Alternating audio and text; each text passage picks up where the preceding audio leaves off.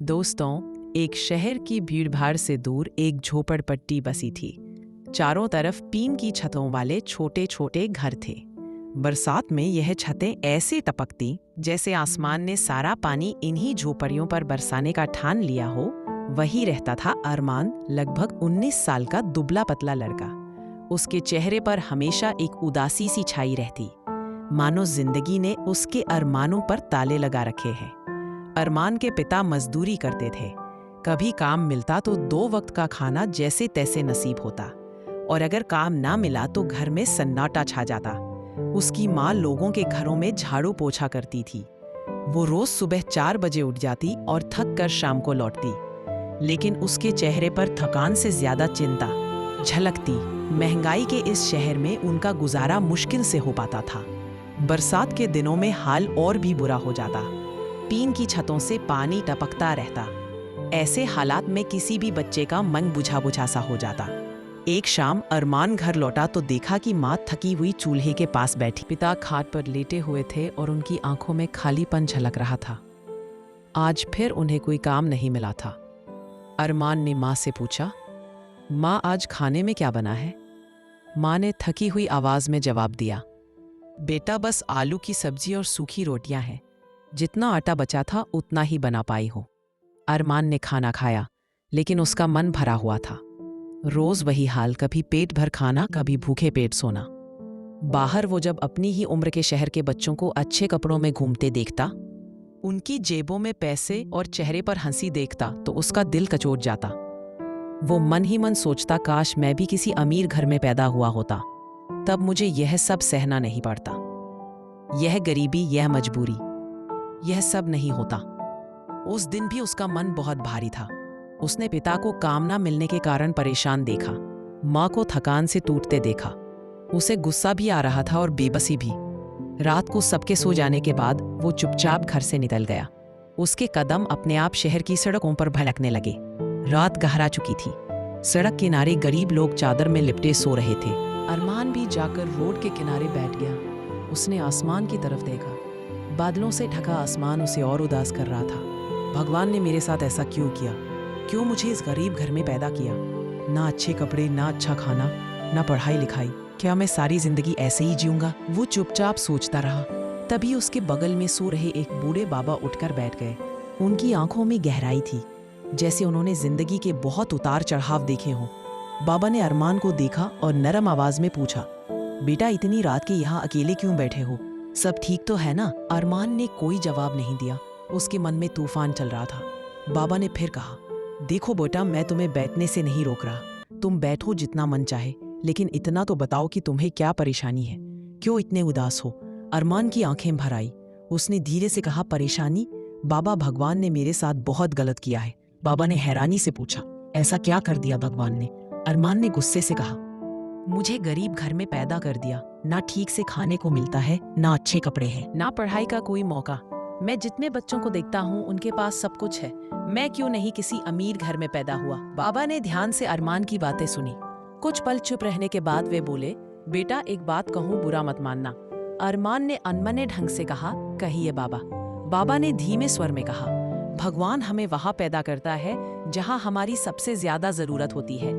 अगर तुम गरीब घर में पैदा हुए हो तो इसका मतलब है कि तुम्हारे पास यह मौका है कि तुम अपनी और अपने माता पिता की किस्मत बदल सको। गरीब माता पिता अपने बच्चों पर ही भरोसा करते हैं। वे उम्मीद करते हैं कि उनका बच्चा उन्हें इस अंधेरे से निकालकर उजाले में ले जाएगा। अमीर घरों के बच्चे, बेटा, वे अक्सर अपने माता पिता के धन की कदर नहीं करते। उन्हें संघर्ष करना नहीं आता। वे कभी समझ ही नहीं पाते कि मेहनत से कितना कुछ हासिल किया जा सकता है। लेकिन तुम्हें यह मौका मिला है। तुम बहुत किस्मत वाले हो। अरमान चुप हो गया। बाबा की बात उसके दिल में उतर रही थी, लेकिन पूरी तरह समझ नहीं पा रहा था। उसने पूछा, ठीक है बाबा, मान लिया कि भगवान ने मुझे इस गरीबी से बाहर निकलने के लिए पैदा किया, लेकिन मैं आखिर करूं क्या? मुझे कुछ समझ नहीं आ रहा। बाबा मुस्कुराए और बोले, सबसे पहले अपने मन को शांत करना सीखो। तुम्हारे भीतर जो बेवजह सवाल घूम रहे हैं उन्हें खत्म करो। उन सवालों का कोई जवाब नहीं मिलेगा। और फिर कोई भी काम करो, छोटा हो या बड़ा, मेहनत से करो और उसमें बचत करना सीखो। एक बात हमेशा याद रखना बेटा, तुम्हें ही अपनी किस्मत लिखनी है। इस दुनिया में कोई तुम्हारी मदद करने नहीं आएगा। भगवान धरती पर उतरकर तुम्हारे लिए रास्ता नहीं बनाएंगे। तुम्हें खुद ही अपनी अंधेरी जिंदगी को रोशन करना होगा। मेहनत के अलावा कोई रास्ता नहीं है। बाबा की बातें अरमान के दिल में गहराई तक उतर गई। उसका चेहरा, जो अभी कुछ देर पहले उदासी से भरा था, अब चमकने लगा। उसकी आंखों में एक नई उम्मीद जग गई। वो खड़ा हुआ और बाबा से बोला, बाबा, आपने मेरी आंखें खोल दी। अब मैं समझ गया हूँ कि मुझे खुद ही अपनी किस्मत बदलनी होगी। मैं आपसे वादा करता हूँ कि मैं हार नहीं मानूंगा। बाबा मुस्कुराए और बोले, यही जज्बा चाहिए बेटा। जाओ, मेहनत करो, अपनी जिंदगी बदल डालो। तुम्हारी मेहनत ही तुम्हारा भगवान है। अरमान ने बाबा को प्रणाम किया और घर की ओर चल पड़ा। सुबह होते ही अरमान काम की तलाश में निकल पड़ा। वह पूरे शहर में घूमता रहा। कभी किसी होटल में पहुंचा, कभी किसी गोदाम में, लेकिन उस दिन उसे कहीं काम नहीं मिला। फिर भी उसने हार नहीं मानी। दोपहर का समय हो गया था। सूरज सिर पर था और भूख भी बहुत तेज लगी थी। वह थका हारा एक बड़े पेड़ के नीचे बैठ गया। उसी पेड़ के नीचे एक भेलपूरी वाला अपनी ठेला लगाए खड़ा था। भेलपूरी वाले के पास भीड़ लगी हुई थी। लोग चटकारे लेकर भेलपूरी खा रहे थे। अरमान का मन भी हुआ कि वह एक प्लेट भेलपूरी खा ले, लेकिन उसकी जेब में एक भी पैसा नहीं था। उसने अपना मन मार लिया और बस लोगों को खाते हुए देखता रहा। कुछ देर बाद उसने भेलपूरी वाले से पूछा, भाई, तुम कब से यह काम कर रहे हो? भेलपूरी वाले ने मुस्कुराते हुए जवाब दिया, भाई, अभी 1 साल हुआ है। अरमान ने पूछा, कहाँ रहते हो? पास की कॉलोनी में किराए पर। क्यों पूछ रहे हो? अरमान ने कहा, तुम्हारा काम तो अच्छा चल रहा है, लोग लगातार आ रहे हैं। भेलपूरी वाला हंसते हुए बोला, भाई, सब्र और मेहनत करना सीख लो तो हर काम अच्छा चलता है। अरमान ये सुनकर हैरान रह गया। उसकी उम्र का लड़का इतनी समझदारी की बातें कर रहा था। भेलपूरी वाले ने उससे पूछा, तुम क्या करते हो? अरमान ने झेपते हुए कहा, मैं कुछ नहीं करता। जहां भी काम मिल जाता है वही कर लेता हूँ। आज कहीं काम नहीं मिला तो बस यहाँ बैठ गया। भेलपूरी वाला मुस्कुराया, कोई बात नहीं भाई, मायूस मत हो। आज नहीं तो कल काम जरूर मिलेगा। और अगर सच में कुछ करना चाहते हो तो खुद का छोटा सा काम शुरू करो, जैसे मैं करता हूँ। भेलपूरी का ठेला लगा सकते हो या कुछ और। अरमान सोच में पड़ गया। उसने कहा, लेकिन मुझे तो ये सब करना नहीं आता, मैंने तो बस मजदूरी ही की है। भेलपूरी वाला बोला, मुझे भी पहले कौन सा आता था। जब खुद करते हैं तो सब सीख जाते हैं, बस तुम्हारे अंदर लगन होनी चाहिए। यह बातें सुनकर अरमान को वही बाबा की बातें याद आ गई। तुम्हें ही अपनी किस्मत लिखनी है, किसी पर आस मत रखो, मेहनत करो। उसने भेलपूरी वाले का धन्यवाद किया और घर लौट गया। रात को वह देर तक सोचता रहा, क्या मैं भी अपना कुछ शुरू कर सकता हूँ? हर जगह काम मांगना अच्छा नहीं लगता। फिर उसने मन में ठान लिया, मैं 2 महीने जमकर काम करूंगा, पैसे बचाऊंगा और फिर अपना छोटा सा काम शुरू करूंगा। अगले दिन अरमान फिर काम की तलाश में निकल पड़ा। इस बार किस्मत ने साथ दिया। उसे एक समोसे पकौड़े की दुकान पर काम मिल गया। काम में टेबल साफ करना, उबले आलू छीलना, समोसे पकौड़े भरना, सब कुछ शामिल था। पैसे भी ठीक ठाक मिल रहे थे और सबसे बड़ी बात, दुकान पर सुबह का नाश्ता और दोपहर का खाना भी मिल जाता था। अरमान ने तय कर लिया कि अब वह दिल लगाकर काम करेगा। वो रोज सुबह समय पर दुकान पहुंचता, पूरी मेहनत और ईमानदारी से काम करता। धीरे धीरे हलवाई भी उस पर भरोसा करने लगा। एक दिन अरमान और हलवाई साथ बैठे आलू छील रहे थे।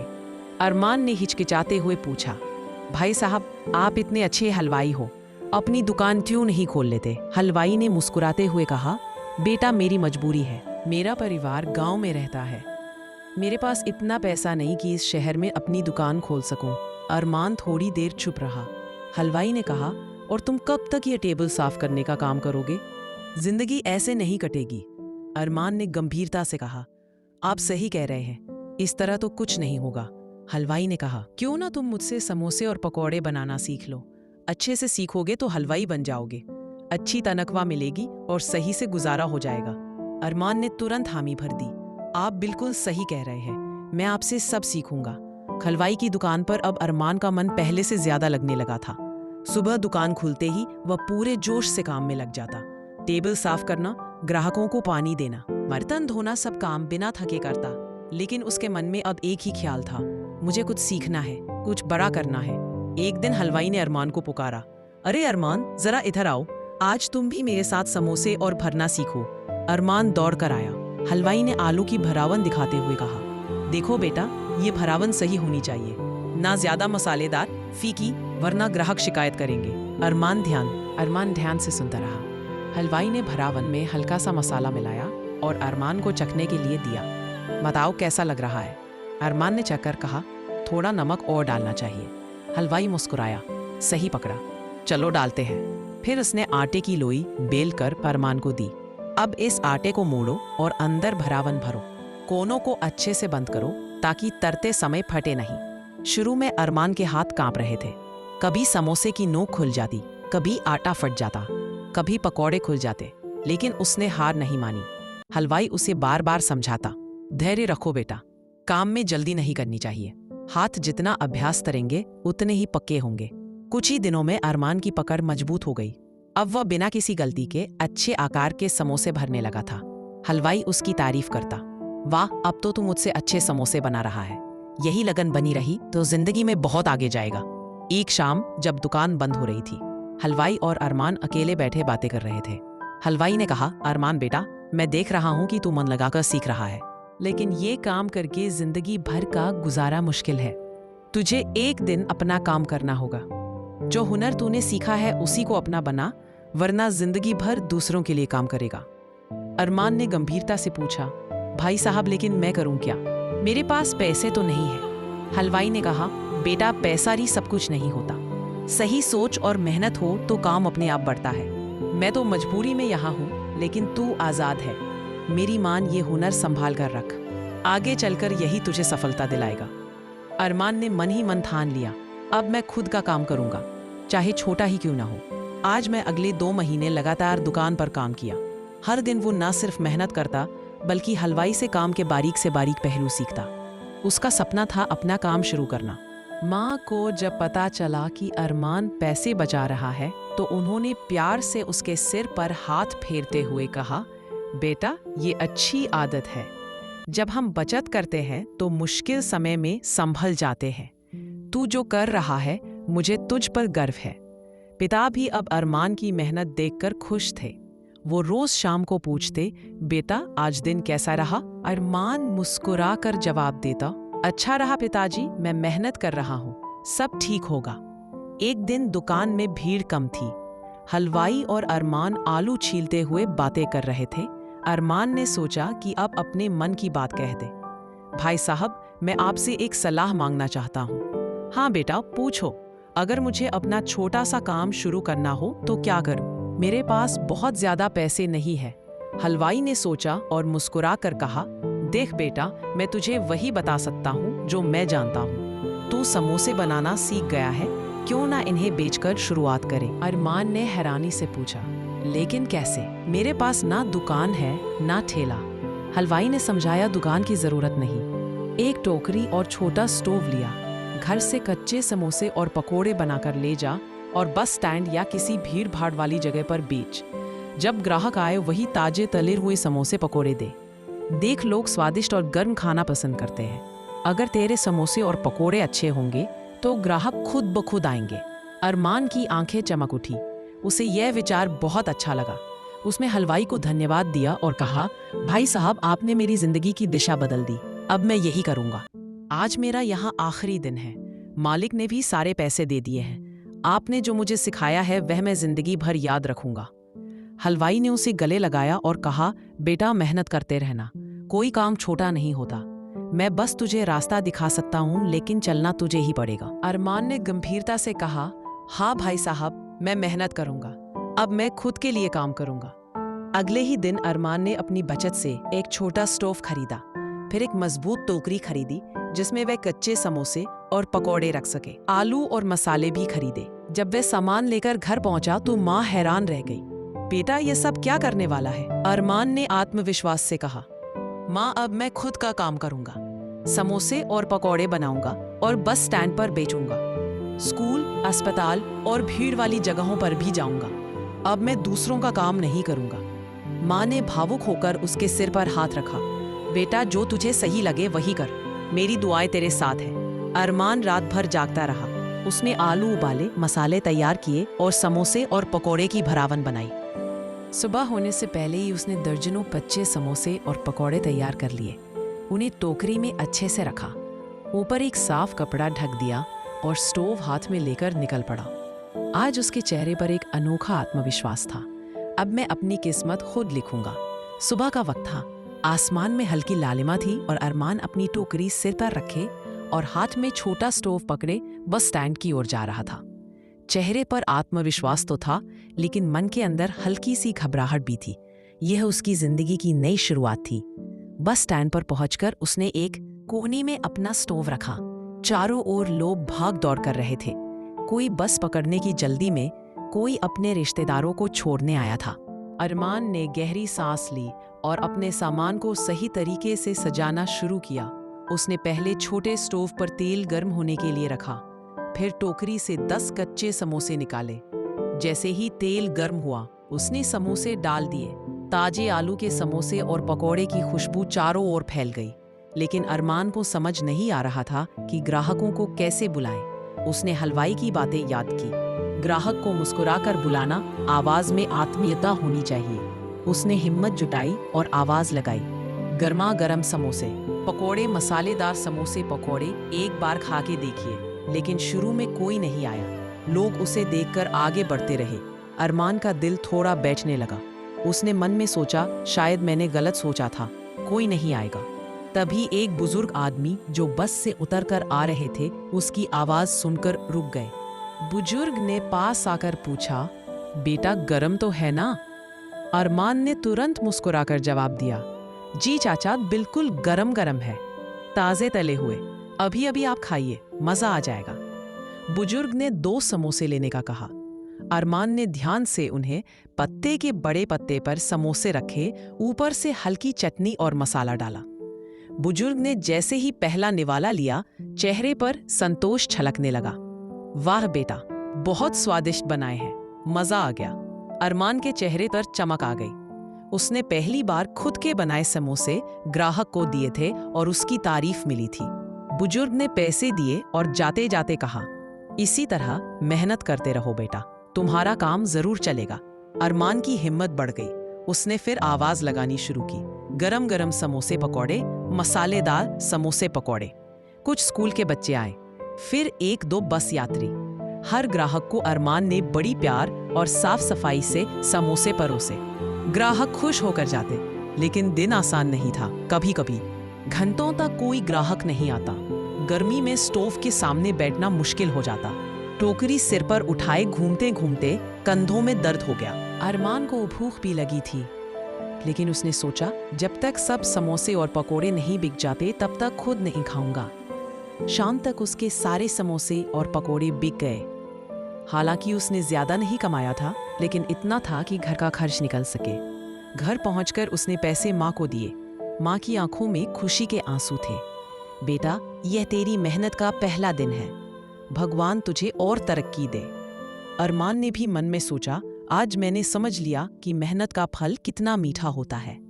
अब रोज इसी तरह काम करूंगा। अगले कई दिनों तक अरमान इसी तरह सुबह सुबह निकलता, बस स्टैंड, स्कूल, अस्पताल जैसी भीड़ वाली जगहों पर जाकर समोसे बेचता।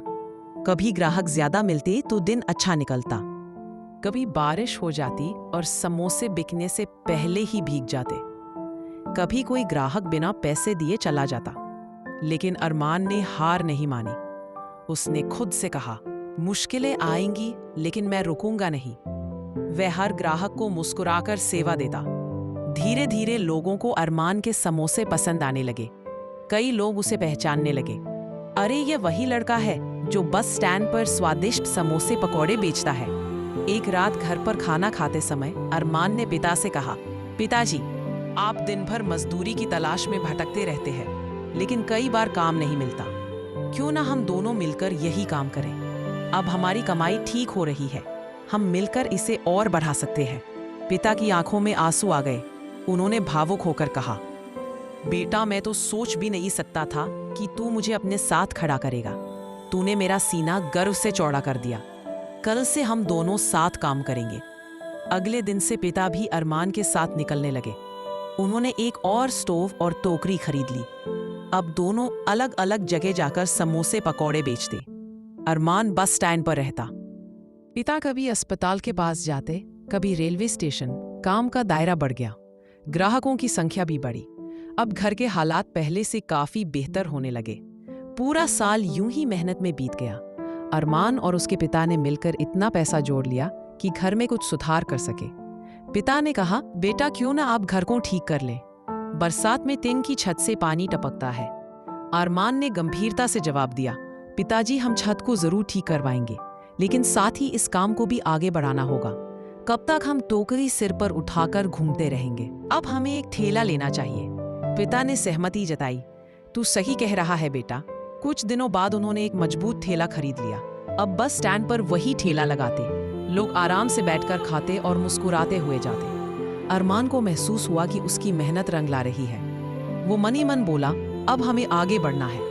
ठेला लगाकर ही नहीं, बल्कि और नई चीजें जोड़कर काम को बढ़ाना है। उसकी आंखों में एक नया सपना था, अपने व्यवसाय को और बड़ा करना। ठेला खरीदने के बाद अरमान और उसके पिता का काम पहले से कहीं अधिक व्यवस्थित हो गया था। अब बस स्टैंड पर उनका ठेला रोज सुबह लग जाता था। ठेले पर साफ सुथरे बर्तन, मसाले, आलू के ताजा समोसे, पकोड़े और हंसते हुए पिता बेटे। यह दृश्य देखने वालों को भी अच्छा लगता। पहले लोग जल्दी में चलते चलते समोसे पकोड़े खरीदते थे, अब ठेले पर रुककर आराम से खाने लगे। ठेले पर उन्होंने 4 स्टूल भी रख दिए ताकि लोग बैठ सके। ग्राहक खुद कहते, अरे भाई यहाँ बैठकर खाने में मजा आता है, स्वाद भी अच्छा है और सफाई भी। अब उसकी पहचान बनने लगी थी। ठेले से कमाई पहले से काफी बढ़ गई थी। अब घर में ठीक ठाक राशन रहने लगा था। माँ को भी अब रोज दूसरों के घरों में झाड़ू पोछा करने नहीं जाना पड़ता था। घर की टिन की छत बदलकर पक्की कर दी गई ताकि बारिश में पानी ना टपके। एक दिन पिता ने कहा, बेटा तूने सच में हमारे घर की तस्वीरें बदल दी। अब हमें किसी के सामने हाथ फैलाने की जरूरत नहीं है। अरमान ने मुस्कुराकर जवाब दिया, पिताजी यह सब हमारी मेहनत का फल है और हमें यही नहीं रुकना है, हमें और आगे बढ़ना है। एक शाम ठेले पर काम खत्म होने के बाद अरमान ने पिता से कहा, पिताजी अब हमें सिर्फ समोसे पकौड़े तक सीमित नहीं रहना चाहिए। क्यों ना हम और चीजें भी जोड़ें, जैसे कढ़ी चावल, राजमा चावल या नाश्ते की कुछ और चीजें। पिता ने कहा, बेटा यह अच्छा विचार है। लोग यहाँ बैठकर खाते हैं तो उन्हें कुछ और विकल्प मिलेंगे, लेकिन क्या हम यह सब बना पाएंगे? अरमान ने आत्मविश्वास से कहा, पिताजी मैं हलवाई से सीखे हुए सब तरीके इस्तेमाल करूंगा और जरूरत पड़ी तो मैं फिर से सीख लूंगा। अगले ही हफ्ते अरमान ने ठेले पर 2 नई डिशेस जोड़ दी, कढ़ी चावल और राजमा चावल। शुरुआत में थोड़ा डर था कि ग्राहक पसंद करेंगे या नहीं, लेकिन लोगों ने खूब सराहा। ग्राहक बोले, अब तो यहाँ पूरा खाना मिल जाता है, काम के बाद पेट भरकर खा सकते हैं। काम और तेजी से बढ़ा। अब ग्राहकों की भीड़ लगने लगी। ग्राहक बढ़ने के साथ काम का बोझ भी बढ़ गया। अरमान और उसके पिता अकेले सब संभाल नहीं पा रहे थे। एक दिन पिता ने कहा, बेटा अब हमें किसी की मदद लेनी पड़ेगी, क्यों ना एक लड़का काम पर रख ले। अरमान ने सहमति जताई। उन्होंने पास की बस्ती से एक गरीब लड़का रखा जो पढ़ाई के साथ पार्ट टाइम मदद करता था। उस लड़के का नाम आरव था। वो ईमानदार और मेहनती था। अरमान ने उससे कहा, आरव यह काम छोटा नहीं है, हमें इसे प्यार और ईमानदारी से करना है। जितनी मेहनत करोगे उतना आगे बढ़ोगे। आरव मुस्कुराया और बोला, भैया मैं पूरी मेहनत करूंगा। गर्मियां शुरू होने वाली थी। एक रात अरमान ने पिता से कहा, पिताजी क्यों ना हम ठेले के बगल में सोडा नींबू पानी का एक और ठेला लगा दें। गर्मियों में लोग खूब सोडा नींबू पानी पिएंगे और सर्दियों में वही ठेला चाय का काम करेगा। पिता को यह विचार अच्छा लगा। बेटा तू तो दिन ब दिन समझदार होता जा रहा है, चलो कल से एक और ठेला शुरू करते हैं। उन्होंने सोडा और नींबू पानी के लिए एक नया ठेला तैयार किया और वहां आरव को बैठा दिया। सर्दियों में वही ठेला चाय का काम करने लगा। अब ग्राहकों के पास 2 विकल्प थे, समोसे पकौड़े कढ़ी चावल वाले ठेले पर खाना और सोडा नींबू पानी या चाय वाले ठेले पर पीना। धीरे धीरे अरमान का नाम इलाके में फैलने लगा। लोग कहते, बस स्टैंड पर जाओ तो अरमान के समोसे पकौड़े और कढ़ी चावल जरूर खाना। ग्राहक उनकी ईमानदारी और साफ सफाई की तारीफ करते। कई बार लोग सलाह देते, बेटा तू इतना अच्छा काम कर रहा है, क्यों ना एक छोटी सी दुकान खोल ले। अरमान मुस्कुराकर कहता, जल्दी ये सपना भी पूरा होगा। एक दिन काम खत्म करके अरमान और उसके पिता घर लौट रहे थे। तब अरमान ने धीरे से कहा, पिताजी क्यों ना हम एक दुकान खरीद ले। पिताजी ने हंसते हुए कहा, ठीक है बेटा। फिर कल से अरमान और उसके पापा ने मिलकर नई दुकान खोल दी। तो दोस्तों, यह है सक्सेस। मेहनत करोगे तो फल तो मिलना ही है। किसी के आगे हाथ फैलाने से अच्छा है थोड़ा ही कमाओ, लेकिन मेहनत करो दोस्तों।